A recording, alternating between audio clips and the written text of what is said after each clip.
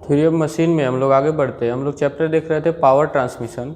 Power transmission में आपका next chapter जो है, नेक्स्ट टॉपिक जो है उसको हम देखते हैं।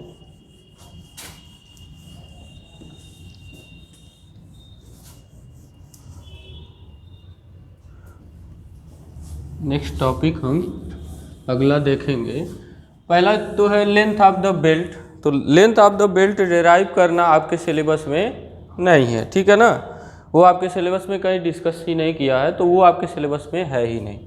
अगर आपको जानना है तो नोट्स में मिल जाएगा, नोट्स में आप लोग देख लीजिएगा, नोट्स में अवेलेबल है। सिंपल ज्यामिति है, कुछ नहीं, जिसको करना होगा वो कर सकता है। मेरे पॉइंट ऑफ व्यू से आप उस पर अभी समय न वेस्ट करें, फार्मूला बस याद कर लें, अगर न्यूमेरिकल आया तो कर लेंगे, बाकी वो डेरिवेशन नहीं करना उसका, ठीक है। हम लोग आगे बढ़ेंगे और पढ़ेंगे स्लिप। स्लिप क्या होता है? स्लिप ऑन पुली कह सकते हैं या स्लिप ही कही, केवल स्लिप की बात करते हैं। Slip between belt and pulley. Slip का मतलब होता है सरकन, ठीक है। स्लिप का मतलब होता है फिसलन, हिंदी में इसको बोलेगा फिसलन, ठीक है। क्रीप होता है सरकन, वो अभी आगे देखेंगे। तो स्लिप और क्रीप दोनों चीज़ें हमको देखनी है। तो स्लिप का मतलब क्या होता है कि मान लीजिए जब पावर ट्रांसमिशन होता है तो जो भी पावर ट्रांसमिशन होता है किसके कारण, जो बेल्ट है और जो पुली है उसके बीच जो फ्रिक्शन फोर्स लग रहा है, जो फ्रिक्शन फोर्स लगता है बेल्ट और पुली के बीच, उसके कारण पावर ट्रांसमिशन होता है। तो मान लीजिए एनी हाउ अगर फ्रिक्शन वो कम हो गया तो क्या होगा, वहाँ पे जो जितना वेग यहाँ पे मिल रहा था उतना वेग बेल्ट पर, ठीक है ना। अगर मान लीजिए पहले में भी स्लिप हो रहा है तो भी जो पुली का वेग होगा, पुली का कुछ वेग होगा, ठीक है ना, और कुछ बेल्ट का वेग। तो बताए थे हमने जब स्लिप न हो रहा होगा, यानी स्लिपिंग नहीं हो रहा होगा, यानी फिसलन नहीं हो रहा होगा, तब जितना पुली का वेग होता है, रेखी वेग, उतना ही क्या होता है, आप नियर अबाउट मान सकते हैं, उतना ही क्या हो जाता है आरपीएम, एक तरह से कह सकते हैं उतना ही आरपीएम क्या हो जाता है, या फिर उसी उतना ही रेखी वेग बेल्ट का होता है, ठीक है ना। जैसे यहाँ पे पुली है और यहाँ पे बेल्ट लगा है इस पर थिकनेस का, तो जो देखिएगा ध्यान से, जितना आरपीएम, मान लीजिए ये 20 आरपीएम से चल रहा था, तो उतना ही आरपीएम यहाँ पर भी मिलेगा, यानी बेल्ट पर भी आरपीएम 20 ही मिलेगा। और इतना आरपीएम मिलने के कारण इसका भी रेखी वेग, क्योंकि ये बहुत पतला थिकनेस होता है, तो क्या करते हैं हम लोग, हमको पता है कि यहाँ का रेखी वेग और यहाँ के रेखी वेग में क्या संबंध होता है, v बराबर आर ओमेगा। और ओमेगा को हम कैसे आरपीएम से रिलेट कर सकते हैं, 2 पाई n अपान 60 से, ठीक है ना। तो यानी कि सेम पावर जो होगा, सेम वेग, एक तरह से देखा जाए तो सेम वेग, क्योंकि यहाँ पे r जो होगा इसके लिए r है, यहाँ पर क्या है t/2 है, और t/2 बहुत ज़्यादा नहीं होता है, इसलिए यानी कि समझ सकते हैं हम कि सेम वेलोसिटी ट्रांसमिट होगा, जितना पुली पर रहेगा टोटल इस पर ट्रांसमिट हो जाएगा अगर स्लिप न हो रहा। और जब स्लिप होगा यानी इसमें फिसलन होगा, तो फ्रिक्शन न अच्छा न होने के कारण फिसलन होता है। तो यहाँ पे जो जितना जो है जितना वेलोसिटी ट्रांसमिट होना चाहिए उतना वेलोसिटी ट्रांसमिट नहीं होगा, यानी कि नियर, अगर एक्चुअल में देखा जाए तो कितना वेलोसिटी ट्रांसमिट होगा, हमने देखा था ओमेगा, या फिर हमने पूरी तरह से फार्मूला किसमें डिराइव किया था, पाई dn/60 में, ठीक है ना। तो यानी कि d+t n/60, इतना अगर स्लिप नहीं होगा तो इतना ट्रांसमिट होता था। या फिर इसी को हम क्या कर सकते हैं, ओमेगा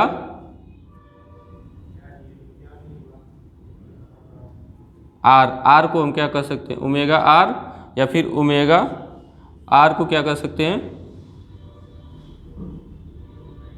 d/2 + t/2 या d+t/2 कह सकते हैं आप, है ना, d+t/2, जहाँ पे क्योंकि इफेक्टिव जो होता था, इफेक्टिव हमारा ये होता है, इफेक्टिव क्या होता है, आधे लंबाई पर होता है। तो इस तरह से क्या होता है कि जनरली इतना जो है ट्रांसमिट हमारा वेलोसिटी नहीं हो पाता, इसमें क्या हो जाता है, कुछ कमी आ जाती है।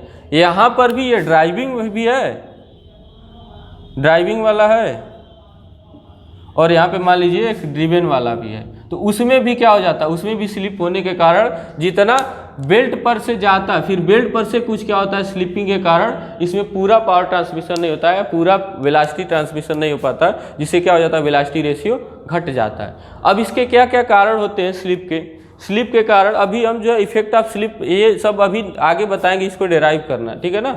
तो अभी फार्मूला नहीं डिराइव किए, अभी हम बस बता रहे थे कि वेलोसिटी रेशियो घट जाता है, ठीक है ना। वेलोसिटी रेशियो का मान घट जाता है स्लिप होने के कारण, यानी कि फ्रिक्शनल जब ग्रिप कम होगा तो यहाँ से जाहिर सी बात है फ्रिक्शन जब पूरा नहीं लगेगा तो पूरा जो इतना फोर्स यहाँ से ट्रांसमिट इस पर लगना चाहिए बेल्ट से पुली से बेल्ट पर, उतना नहीं लगता। और ड्राइविंग वाले में क्या होता है, बेल्ट पर जितना आ रहा है उतना पुली पर नहीं जा पाएगा, है ना, क्योंकि ये ड्राइव होता है, यानी कि इसके शाफ्ट को हम इसके द्वारा चलाते हैं। तो इस यानी कि ये इसका जो शाफ्ट होगा जितने आरपीएम पे हम चाहेंगे उतने आरपीएम पे नहीं चलेगा, कुछ ना कुछ उसमें कमी आ जाती है, ठीक है ना। तो इसको हम लोग देखते हैं इफेक्ट ऑफ स्लिप को ध्यान से। अब इसके कारण क्या क्या है कि अधिक समय तक एक ही बेल्ट और पुली को यूज किया जाए तो धीरे धीरे क्या होता है, आप लोग देखते भी हैं क्या होता है, उसमें चिकनाहट आ जाती है सरफेस पे, पुली के सरफेस पे और बेल्ट के दोनों के सरफेस में क्या आती है, चिकनाहट आ जाती है। और जब चिकनाहट ज़्यादा होती है तो आपको पता है वहाँ पे फ्रिक्शन फोर्स कम हो जाता है, जैसे ही चिकनाहट ज़्यादा होगा वहाँ पे घर्षण बल कम हो जाएगा, इसलिए क्या हो जाता है, स्लिप का कारण हो गया, ठीक है ना। ये स्लिप का कारण हो गया। दूसरी चीज़ हो गया कि अधिक, जैसे मान लीजिए अधिक स्पीड पे अगर कोई चीज़ चल रहा है, जैसे बेल्ट पुली पावर ट्रांसमिशन में बहुत ज़्यादा स्पीड पे कर रहे हैं, तो बहुत ज़्यादा स्पीड करने पर क्या होगा कि जनरली बहुत ज़्यादा स्पीड पे चलने पर जनरली क्या होता है, बेल्ट और पुली में बहुत थिन लेयर का गैप हो जाता है, आपको दिखेगा भी नहीं लेकिन जनरली हो जाता है, बहुत थिन लेयर का गैप हो जाता है और वहाँ पर क्या हो जाता है, एयर चारों ओर हो जाता है। और जैसे ही पता है आपको, जब बीच में किसी दो सरफेस के कांटेक्ट के बीच में एयर आ जाएगा तो फ्रिक्शन का मान कम हो जाएगा, बहुत कम हो जाएगा फ्रिक्शन का मान, इसीलिए फ्रिक्शन कम हो जाता है तो ग्रिप भी कम हो जाता है, तो फिर से उसको हम क्या कहते हैं, स्लिप यानी फिसलन कहते हैं, ठीक है। दूसरा कारण हो गया। तीसरा हो गया कि कोई भी परमिसिबल लिमिट होगा, एक जैसे आप बेल्ट ड्राइव बना रहे हैं तो उसका एक परमिसिबल लिमिट होता है। अब उसको बहुत ज़्यादा पावर ट्रांसमिट करने लगे तो जाहिर सी बात है स्लिप होने लगेगा, क्योंकि उसको डिजाइन ही किया गया कि इतने पर ही चलना चाहिए, और उससे ज़्यादा पर चलाने लगेंगे तो पावर ट्रांसमिशन स्लिप ज़्यादा होने लगेगा, ठीक है। तो अब बात करते हैं हम लोग, अब बात करेंगे हम लोग क्रीप की। किसकी बात करेंगे, क्रीप।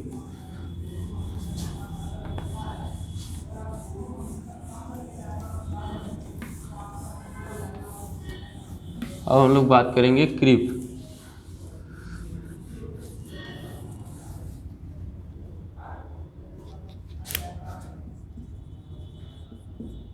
क्रीप को हम कहते हैं सरकन, हिंदी में यही कहा जाएगा।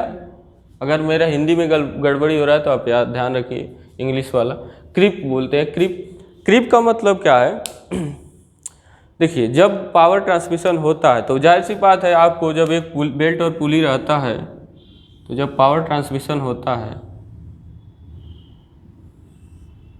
तो हमको पता है कि एक जो होता है स्लैक साइड, मान लीजिए अगर पावर ट्रांसमिशन ऐसे, मतलब ड्राइवर ये ऐसे चल रहा है और ड्रिवेन तो फिर ऐसे चलेगा ड्रिवेन वाला भी, तो इधर की ओर क्या होगा, टाइट साइड होगा, मान लीजिए इसमें टेंशन T, इधर की ओर स्लैक साइड होगा।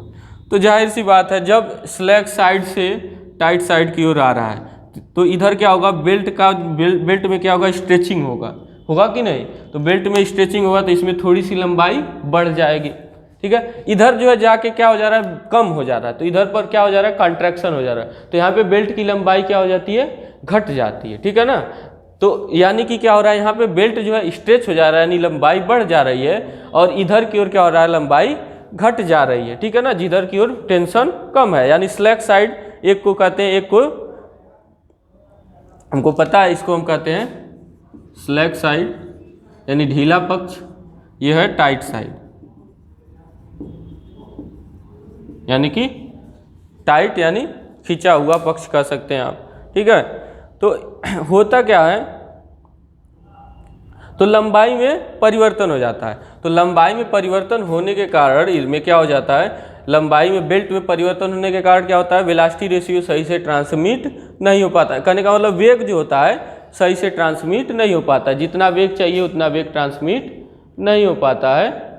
यानी कि क्या हो जाता है, वेलोसिटी रेशियो का मान घट जाता है। वेलोसिटी रेशियो यानी कि हमारा वेग अनुपात घट जाता है, और इसी को हम क्या कहते हैं, इस तरह से वेग घट जाने को हम क्या कहते हैं, इसी को हम कहते हैं क्रीप। और क्रीप में जो वेलोसिटी रेशियो घट जाता है उसको हम कैसे देते हैं, नोट्स में आपको ऐसे लिखा मिल जाएगा, सब जो हम शब्द बोले हैं वो लिखा हुआ मिल जाएगा, तो अभी आपको कोई उसमें दिक्कत नहीं है। तो हमारा क्या है, N2/N1। N2 क्या है, इसका RPM है, और N1 क्या है, इसका RPM है, ठीक है ना। यही होता था वेलोसिटी रेशियो। हम क्या बताए थे कि ड्राइवर का कितना RPM होगा बटे ड्रीवन का कितना RPM होगा बटे ड्राइवर वाले का कितना होगा। तो ये जो होता है वो हमने पहले पढ़ा था D1/D2 था, ठीक है ना, D1/D2 था। अगर इसमें आप बेल्ट का थिकनेस भी जोड़ना चाहते हैं तो जोड़ सकते हैं, लेकिन ये बदल जाता है, कितना हो जाता है, इसमें मल्टीप्लाई हो जाता है E + √σ2/E + √σ1, इतना हो जाता है। वेलोसिटी रेशियो का मान घट के इतना हो जाता है। क्यों घट के हो जाता है, क्योंकि देखिए σ2 जो होगा वो क्या होगा, इस स्लैक साइड में क्या है, प्रतिबल है यानी स्ट्रेस है। तो अब स्लैक साइड में प्रतिबल यानी स्ट्रेस कम होगा, क्योंकि ये क्या है, स्लैक साइड जो होगा इसमें तनाव बल कम लग रहा है, इसमें तनाव बल ज़्यादा लग रहा है इस साइड में, ठीक है ना। तो इसलिए ये σ2 कम होगा और ये ज़्यादा होगा, तो ये रेशियो कम होगा, तो गुणा कराने पर हमारा वेलोसिटी रेशियो घट ही जाएगा, ठीक है ना। यहाँ पे क्या है, जहाँ पे σ1 स्लैक साइड में बेल्ट में प्रतिबल यानी कि स्ट्रेस, और ये स्लैक साइड में σ2 है, और σ1 क्या है, टाइट साइड में बेल्ट में प्रतिबल, और E क्या है,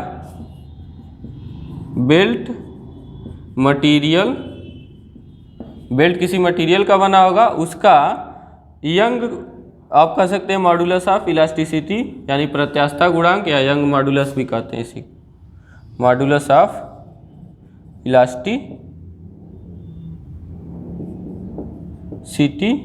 जिसको आप हिंदी में कहते हैं प्रत्यास्थता गुणांक।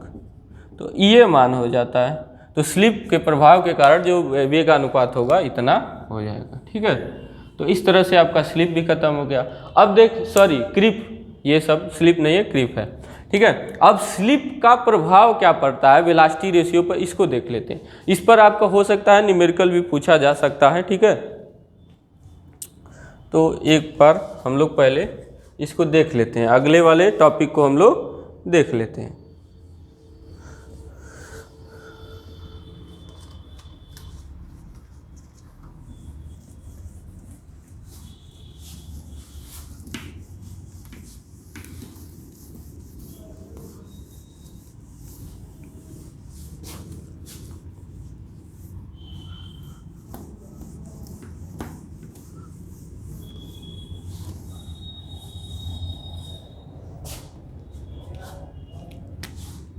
क्या है, हेडिंग आपका है effect of slip on velocity ratio,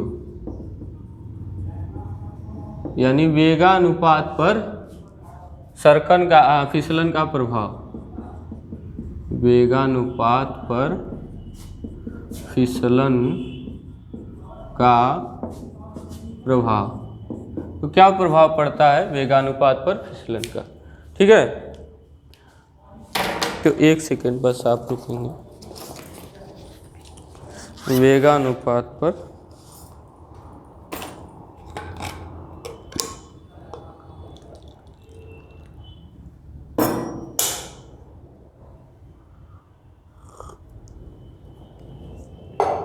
चलिए आगे बढ़ते हैं। इसका प्रभाव। तो अगर बात करें, पहला चीज़ ये चीज़ें याद रख लेंगे।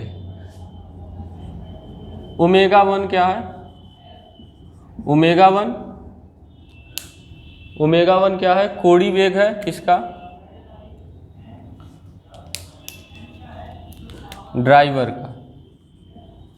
ये ड्राइवर के लिए, जो भी 1 से हम डिनोट करेंगे वो ड्राइवर के लिए होगा, यानी ड्राइवर पुली है, यानी जो ड्राइव करता है, ठीक है ना, चालक पुली। ओमेगा 1 कोणीय वेग है, N1 क्या है? RPM है, ठीक है। D1 क्या है? उसका डायमीटर है, और T उसका बेल्ट का थिकनेस है, ये तो हमको पता ही है, ठीक है। अब मान लीजिए S1 इतना परसेंट जो होता है स्लिप है, ये परसेंटेज S1 क्या है? परसेंटेज स्लिप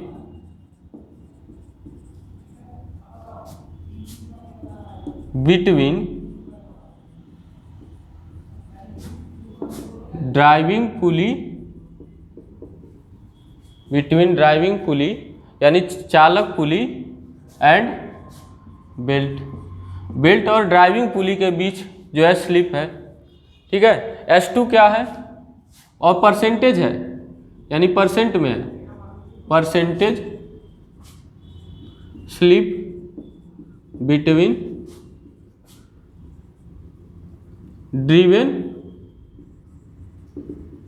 पुली यानी चलित पुली और बेल्ट के बीच प्रतिशत। हिंदी देखिए, हिंदी हम बोल ही देते हैं, आप लोग लिख लिया करिए, बार बार पूछते हैं हिंदी नहीं पता।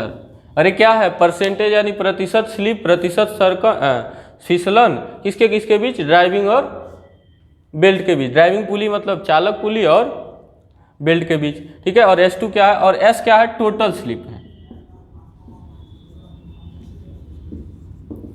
और ये भी परसेंटेज में ही है, टोटल परसेंटेज स्लिप है। तो अब हम लोग ध्यान से देखेंगे,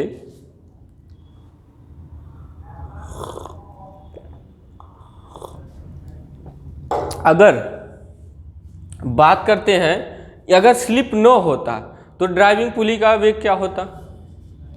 रेखीय वेग। ड्राइविंग पुली और बेल्ट में जो ड्राइविंग बेल्ट का जो वेग होता वो क्या होता?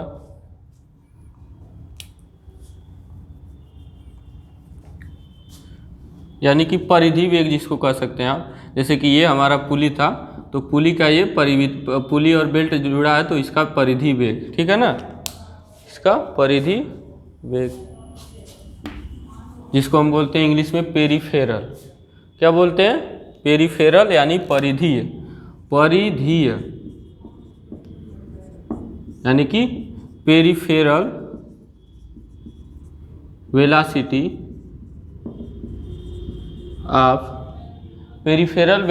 ऑफ ड्राइविंग पुली, ठीक है ना, पेरिफेरल वेलोसिटी ऑफ ड्राइविंग पुली। या फिर वही कह सकते हैं आप, हम कह सकते हैं कि बेल्ट जो, क्योंकि इफेक्टिव हम कहते हैं ना, इफेक्टिव अगर हम बात करें स्लिप न हो रहा हो तब, ठीक है ना, तो इफेक्टिव, क्योंकि हम बताए थे पहले ही दिन कि इफेक्टिव थिकनेस के बराबर हम ड्राइविंग पुली का मतलब D+T या फिर कह सकते हैं R+T/2 हम क्या लेते हैं? रेडियस लेते हैं, और वहाँ पे वेग जो होता है उसी को हम इफेक्टिव वेग भी कहते हैं। तो उस समय अगर विदाउट स्लिप होता, ठीक है ना, विदाउट स्लिप यानी बिना स्लिप के, विदाउट स्लिप यानी बिना स्लिप के, तो बिना स्लिप के क्या हो जाएगा? ओमेगा 1, ठीक है ना, और D+T/2, क्योंकि ओमेगा इंटू आर होता है, तो D1, सॉरी यहाँ पे D1 होगा, क्योंकि ओमेगा इंटू आर होता है। हमने बताया V बराबर, हम जब काइनेमेटिक एनालिसिस और सिंथेसिस पढ़ा रहे हैं, तो V बराबर क्या होता है? R ओमेगा होता है। तो R के जगह पर क्या हो जाएगा? डायमीटर बटे 2 होगा, और इफेक्टिव हमको पता है कि T हमको उसमें लेना ही होता है, जो बेल्ट का आधा थिकनेस होता है वो लेना ही होता है रेडियस के लिए, तो देखिए y2 है, ठीक है। लेकिन अगर स्लिप हो जाए, अब विथ स्लिप की बात करें अगर, तो हम यहाँ से हटा रहे हैं क्योंकि जगह कम है, तो विथ स्लिप क्या हो जाएगा? क्योंकि पहले में देखिए परसेंटेज स्लिप कितना, S1 प्रतिशत स्लिप हो रहा है, तो किसी चीज़ में प्रतिशत स्लिप, तो स्लिप न होने से पहले कितना रहा होगा? 100% रहा होगा, क्योंकि वो इकाई होता है, और इकाई कितना होता है? 100%। अब जो है अगर प्रतिशत कमी हो रहा है तो 100 में से क्या कर देंगे, उतना हम कम कर देते हैं। तो कितना प्रतिशत कम हो रहा है, 100 माइनस S1, अब बट्टे भिन्न में जब उसको लिखेंगे तो 100 से भाग दे देते हैं। इतना 100 माइनस S1 प्रतिशत होगा, लेकिन इसको भिन्न में बदलेंगे तो 100 से भाग दे देंगे। ठीक है, तो ये क्या हो गया, उस ड्राइविंग पुली का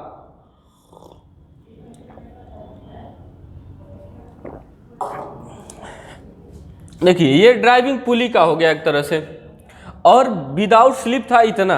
अब जब स्लिप हो गया, जनरली ये क्या है, बेल्ट का ही है, जो बेल्ट ऊपर से गुजर रहा है, क्योंकि ये बेल्ट का आधा थिकनेस हम ले रहे हैं ना, तो ये बेल्ट का ही है। तो इसको आप ये भी कह सकते हैं कि पेरिफेरल वेलोसिटी या फिर linear velocity of belt over driving pulley. ठीक है ना, तो इतना हो गया। तो स्पीड ऑफ, इसको हम क्या कह सकते हैं, फाइनली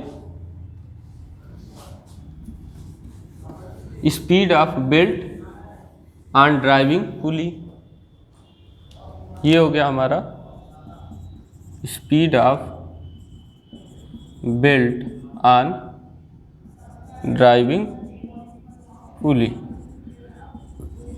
यानी कि ड्राइविंग पुली पर ये बेल्ट का क्या हो गया, स्पीड हो गया। अच्छा, अब बात करते हैं, चूंकि हम जानते हैं यही वेग, यही बेल्ट का वेग कहाँ जाएगा, उसके ऊपर जाएगा। किसके ऊपर, उस ड्रिवेन यानी जो चलित है उस पर जाएगा। तो यही वेग उस पर जाएगा, लेकिन वो जो है, ये देखिए बेल्ट का वेग जाएगा, लेकिन जब उस पुली की बात करेंगे तो पुली का वेग क्या हो जाएगा, घट जाएगा, क्योंकि उसमें स्लिप हो रहा है। ठीक है ना, तो इस तरह से देखा जाए तो अब ड्रिवेन पुली का पेरिफेरल वेलोसिटी का है, यही बेल्ट क्या, यही वहाँ पे चला जाएगा। स्पीड ऑफ बेल्ट यही है ड्राइविंग पुली का, या फिर पेरिफेरल वेलोसिटी ऑफ ड्राइविंग पुली भी है। क्यों, कब, इस जब स्लिप को हम कंसीडर कर रहे हैं। अब यही वेग क्या होगा, चूंकि देखिए यहाँ पे ध्यान से, यहाँ पे हम बनाते हैं,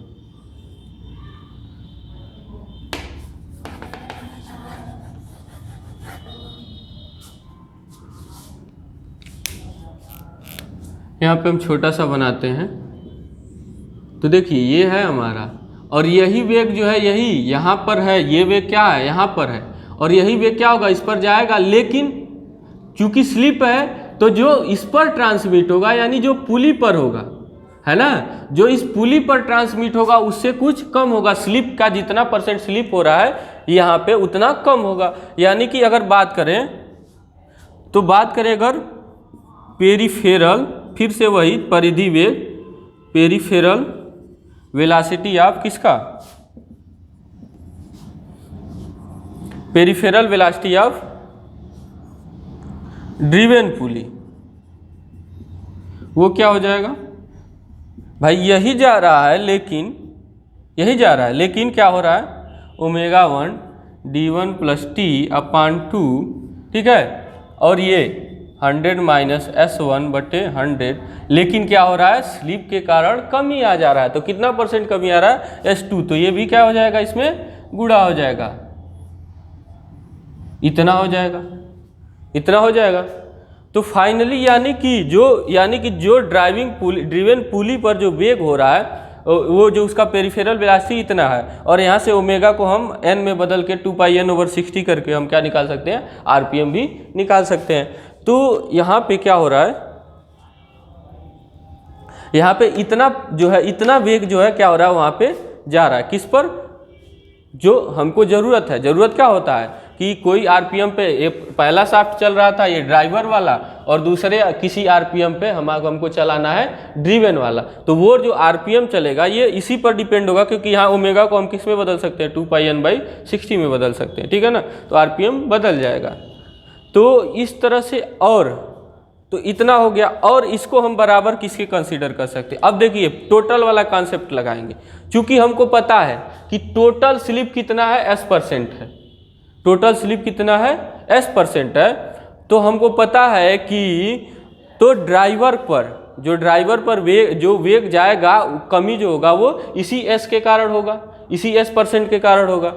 तो अब इसको दूसरा कॉन्सेप्ट लगाते हैं, यही चीज़ यही वैल्यू लेकिन दूसरे तरीके से निकालते हैं। तो अगर बात करेंगे नाउ अगेन यानी पुनः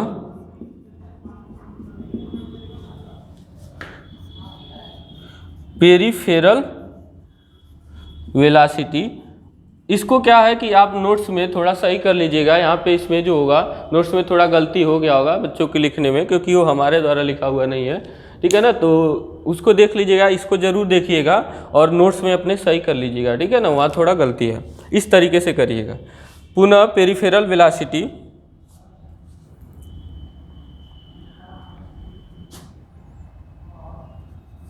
ऑफ ड्रिवन पुली, तो क्या हो जाएगा भाई, ओमेगा 2 उसका वेग है, ओमेगा 2 क्या है, ओमेगा 2 मान लीजिए उसका कोणीय वेग है, एंगुलर वेलोसिटी उसका, और इंटू d2 प्लस t/2, वही फार्मूला।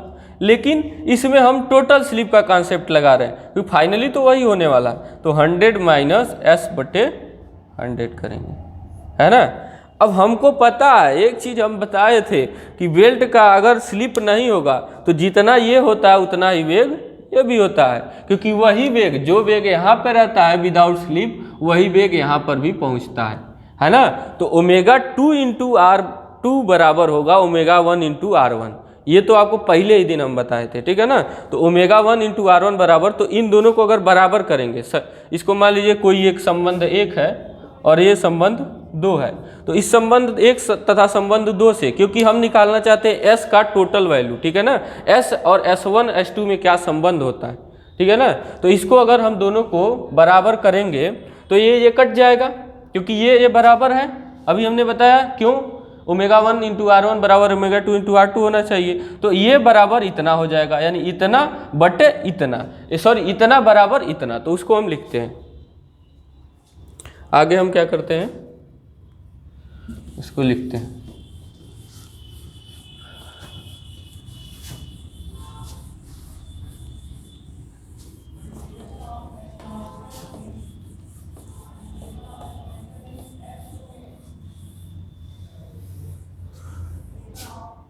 तो इस तरह से हमारा क्या हो जाएगा, इतना बराबर इतना हो जाएगा। तो 100 माइनस s1 बटे 100 इंटू 100 माइनस s2 बटे 100, ठीक है।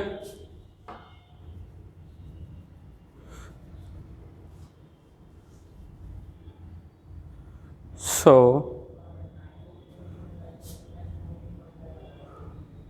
बराबर लिखते हैं 100 माइनस s बटे 100। तो इस तरह से हो गया। अब यहाँ से 100 से 100, ये 100 से 100 कट गया, ठीक है। अब गुणा करा लेते हैं, तो गुणा कराने पे हमको क्या मिलेगा,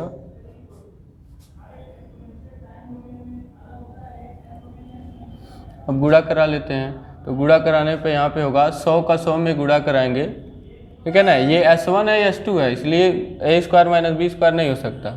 तो 100 10,000, फिर क्या होगा माइनस 100 s2, फिर क्या होगा माइनस 100 s1, और फिर हो जाएगा प्लस s1 s2, और यहाँ हो जाएगा 100 से फिर इधर गुणा होगा ये, तो 10,000, अब माइनस में 100 s, तो 10,000 से 10,000 कट जाएगा, और यहाँ से हो जाएगा फाइनली आपका 100 s1 को 100 s को इधर भेज देते हैं, यानी ये माइनस में है, इधर भेज दिया प्लस में हो जाएगा, और इसको इधर भेज देते हैं, तो ये माइनस वाला प्लस हो जाएगा, ये भी माइनस वाला प्लस हो जाएगा, और ये हो जाएगा माइनस s1 और s2। अब 100 से भाग देते सब में, तो 100 से भाग देने पर s बराबर s1 प्लस s2, माइनस 100 से भाग दे रहे हैं, यहाँ पे है नहीं कुछ, तो 1/100 होगा, तो 0.01 हो जाएगा s1 s2। तो यानी कि टोटल स्लिप और अलग अलग बेल्ट में स्लिप का मान इतने के बराबर होता है। ये ध्यान रखेंगे, ये फार्मूला लगेगा। अगर मान लीजिए आपके लिए टोटल स्लिप दिया हो, ठीक है, टोटल स्लिप दिया हो और अलग अलग बेल्ट पर स्लिप दिया हो, या फिर अलग अलग बेल्ट पर स्लिप दिया और आपसे टोटल स्लिप पूछे, तो क्या करेंगे, दोनों को जोड़ के फिर माइनस इतना करेंगे 0.01 S1 प्लस S2 करेंगे, ठीक है ना। अब इसमें अगर हम वेगानुपात निकालना चाहें तो ये हो गया हमारा उसमें। अब वेगानुपात यानी कि वेलोसिटी रेशियो निकालना चाहे तो हम क्या करेंगे,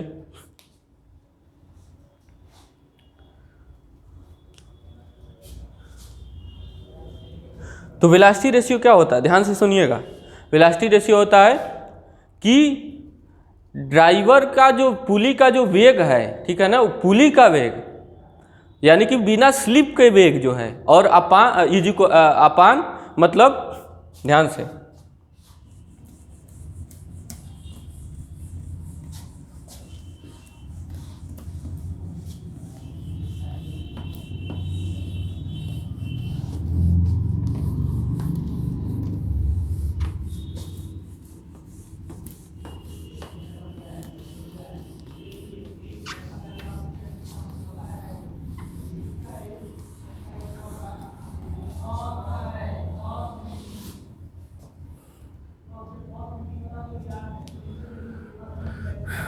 तो वेगानुपात क्या होता है, वेलोसिटी रेशियो वो होता है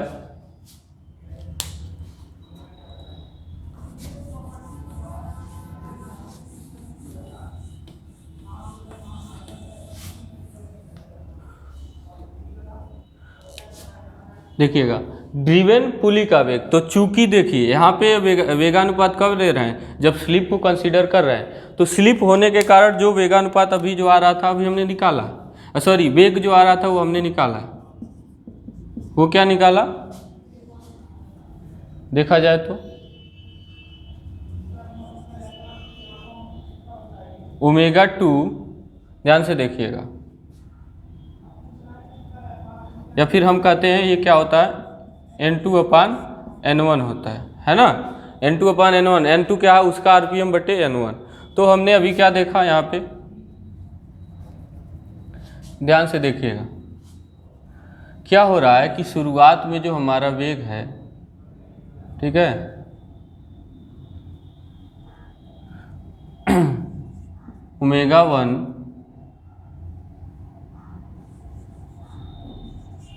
ω1 d1 प्लस t/2, ठीक है, और यही जो है ट्रांसमिट हो रहा है और फाइनली जो हमारा ड्रिवेन पुली पर मिल रहा है वो कितना मिल रहा है ω/t d2 प्लस t/2, यही ट्रांसमिट होकर कितना मिल रहा है, और स्लिप के कारण क्या हो जा रहा है, कुछ कमी आ जा रहा है, तो 100 माइनस S2/100, ठीक है ना।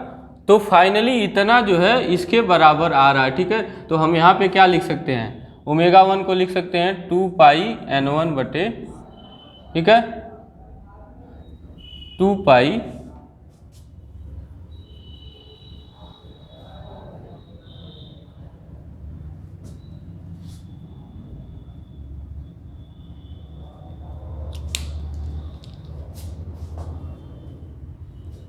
सिंपल सी बात है, हम ये रेशियो नहीं लगाएंगे क्योंकि यहाँ जो है गड़बड़ हो जाएगा।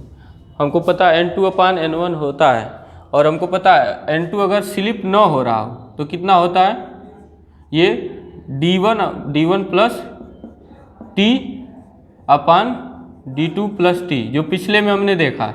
लेकिन स्लिप के कारण क्या हो रहा है, ये RPM घट रहा है, और वो कितना घट रहा है, वही अनुपात 100 माइनस S/100।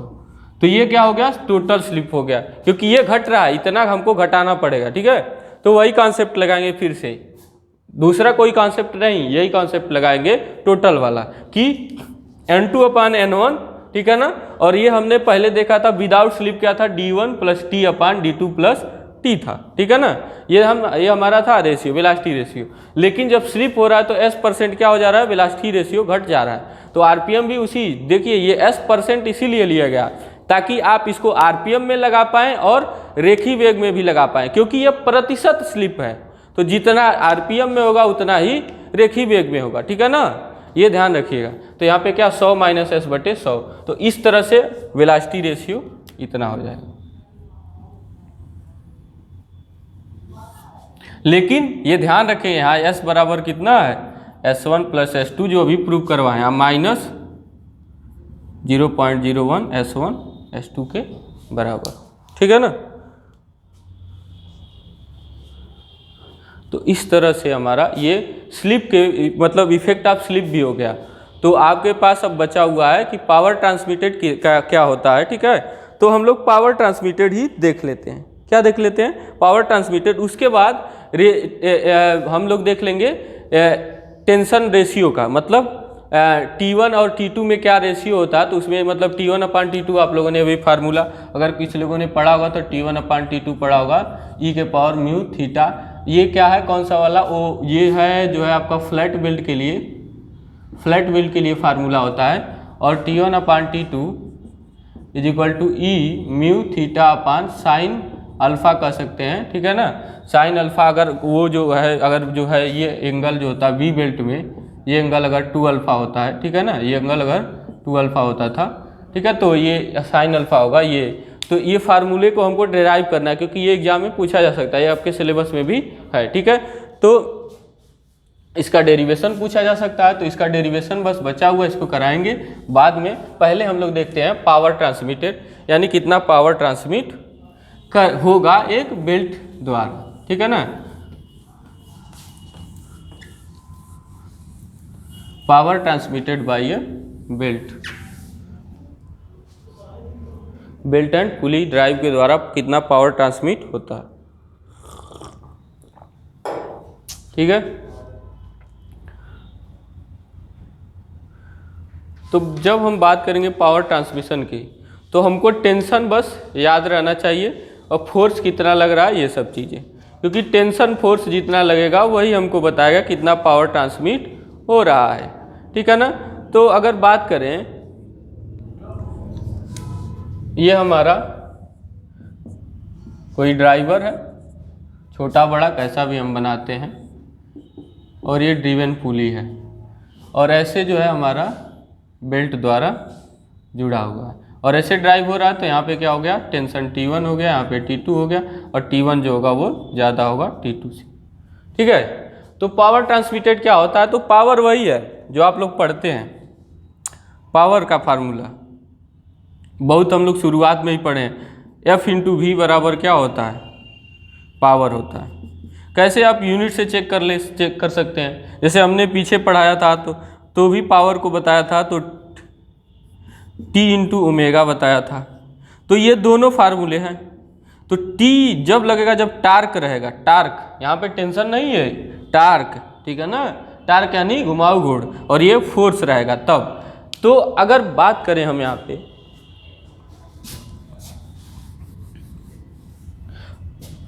अगर मान लेते हैं ये T1 क्या है, टाइट साइड में,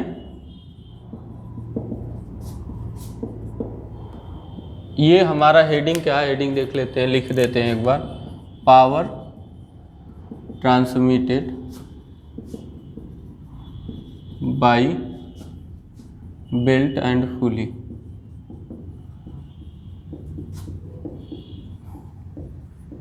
यानी कि बेल्ट और पुली द्वारा पारेषित शक्ति, बेल्ट और पुली द्वारा पारेषित शक्ति, ठीक है ना। इतना आप लोग लिख लेंगे। अब इतना भी नहीं लिखने आता है तो क्या करें हम, तब अगर इतना भी हम, इसलिए हर शब्द का बोलते हैं हम हिंदी, और आपको हिंदी नहीं आता लिखने बोलने पर भी अगर, तो फिर क्या फ़ायदा, तो ठीक है। तो टाइट साइड में क्या हो गया,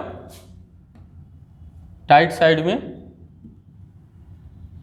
तनाव यानी टेंशन, इसको इंग्लिश में हम क्या कहते हैं, टेंशन। और दूसरा क्या है, स्लैक साइड में टेंशन। तो स्लैक साइड में टेंशन है, तो फोर्स इस पर रिजल्टेंट कितना लगेगा बताइए। तो फोर्स जो लगेगा, यानी फोर्स जो यहाँ से यहाँ जो ट्रांसमिट हो रहा है, तो देखिए एक फोर्स इस दिशा में और एक फोर्स इस दिशा में, और ये बड़ा है तो कितने के बराबर फोर्स लग रहा है, T1 माइनस T2 के बराबर, है ना। T1 माइनस T2 के बराबर फोर्स लग रहा है। इसी के कारण क्या हो रहा है, ये पुली जो है मतलब T1 माइनस T2 के बराबर ये पुली इस बेल्ट पर फोर्स लगा रही है। और जब बेल्ट पर फोर्स लगा रही है इतना के बराबर, तो ये बेल्ट क्या कर रहा है, चल रहा है। और चल रहा है तो उसका वेग मान लीजिए v है, तो v मान लेते हैं वेलोसिटी ऑफ बेल्ट। अब वही है कि स्लिप वगैरह हम क्या कर रहे हैं यहाँ पे नेग्लेक्ट कर रहे हैं, ठीक है। या स्लिप के साथ अगर लेंगे तो स्लिप के साथ वेग लिखना पड़ेगा। तो अभी क्या है, बेल्ट का वेग है, ठीक है। तो पावर ट्रांसमिटेड क्या होगा, इसलिए पारेषित शक्ति यानी कि ट्रांसमिटेड पावर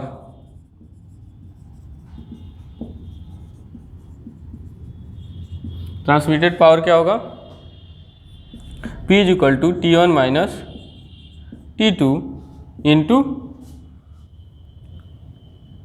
फोर्स हो गया और वेग, उसका वेग लीनियर वेलोसिटी। तो इस तरह से इस फार्मूले से हम क्या निकाल सकते हैं, पारेषित शक्ति निकाल सकते हैं। अगर वही जो होगा अभी वही बताएं कि फ्लैट बेल्ट होगा तो T1 बटे T2 क्या हो जाएगा, e के पावर म्यू थीटा हो जाएगा। और अगर यही V बेल्ट होगा तो T1 बटे T2 क्या हो जाएगा, e के पावर म्यू थीटा अपान, आगे बताएंगे एक इसमें अल्फा म्यू थीटा क्या है, ठीक है। तो इनको हम आगे देखेंगे, ठीक है। थीटा मतलब रैपिंग एंगल होता है। रैपिंग का मतलब कितना एंगल जो है ये रैप कर रहा है, ये एंगल यानी कितना एंगल से टच होते हुए यहाँ तक जा रहा है इसका एंगल। तो इतना से यहाँ तक एंगल, इसको रैपिंग एंगल कहते हैं, ठीक है। तो ये सब देख लेंगे। तो T1 T2 का यहाँ मान रखे और वेग निकाल ही लेते हैं। इसको वेग कहाँ से निकाल लेंगे, अगर RPM पता है तो हमको पता है V बराबर क्या होता है, R ओमेगा। पहले ध्यान से देखेंगे R ओमेगा, वेग कैसे निकालेंगे, R ओमेगा। अब R क्या है यहाँ पर, इफेक्टिव R क्या है यहाँ पे, एक्चुअली में यहाँ पे इफेक्टिव R क्या है, R/2 है, सॉरी R प्लस T/2 है, यहाँ पे R प्लस T/2 है। तो यहाँ पर बेल्ट के लिए क्योंकि हमने बताया था तो R plus T/2 into omega हो गया। तो यानी कि अब निकालना होगा, अगर ओमेगा की जगह पर मान रख दे या फिर इसका D पे मान रखना चाहते हैं तो क्या होगा, ये D प्लस T/2 होगा, वही तो होगा, ठीक है ना। क्योंकि R का मान क्या होता है, D/2 होता है। तो D/2 और T/2 जोड़ के क्या होगा, D प्लस T। ओमेगा क्या होता है 2πn/60। और RPM हमको पता रहता है किसी भी शाफ्ट का, तो किसी भी शाफ्ट का RPM पता है और उसका मतलब पुली का डायमीटर और बेल्ट का थिकनेस। तो यहाँ से रख के हम क्या निकाल सकते हैं, रेखी वेग। तो रेखी वेग निकाल लिया, रख दिया इसमें, और T1 T2 का मान रख दिया, क्या हो गया, हमारा पावर ट्रांसमिटेड निकल गया। तो ये होता है हमारा क्या होता है, power transmitted by belt and पुली, ठीक है। तो ये होता है हमारा पावर ट्रांसमिटेड बाई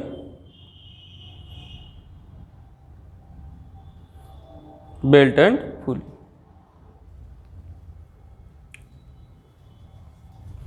ठीक है। तो इस तरह से हमारा हो गया पावर ट्रांसमिटेड। और अब आगे का लेक्चर लेके, आगे का टॉपिक लेकर हम मिलेंगे नेक्स्ट वीडियो में आपसे। Thank you so much.